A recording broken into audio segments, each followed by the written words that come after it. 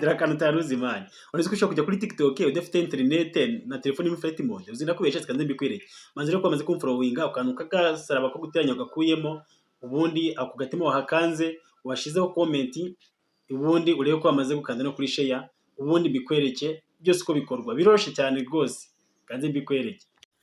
Fata telefone yawe nk'ibisanzwe, numara kuyifata uhita uza aha kuri TikTok, numara kuyifungura utigeze ifunguke, nimara gufunguka gutya urahita ujya hano hantu handitse ngo profile, kuri profile yawe, numara kuhagera uhita ureba hano hejuru uturongo dutatu uhakande, numara kuhakanda uhita umanuka handitse ngo setting and privacy, uhakande, numara kuhakanda urahita uscrollinga umanuka ureba handitse ngo offline video, uhakande,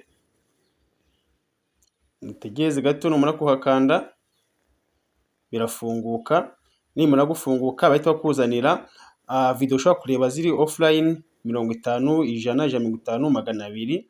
Ubwo wowe urahitamo izo ushaka, reka njyewe mpitemo 200.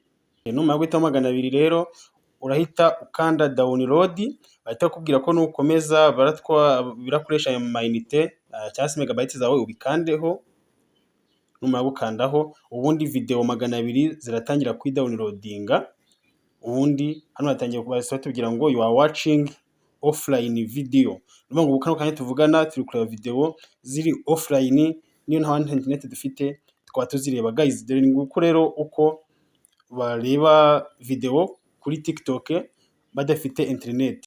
Kugira ngo tuzacikwa rero na video zikurikiyeho, kanda agasaraba, ukande like ku gatima, udigitekerezo muri comment, ukoreshe iyi video igiye kuri benshi, kandi nimba wifuza video zanjye ndende wankurikira kuri Mix Max TV kuri YouTube. Ndabakunda cyane, I love you so much.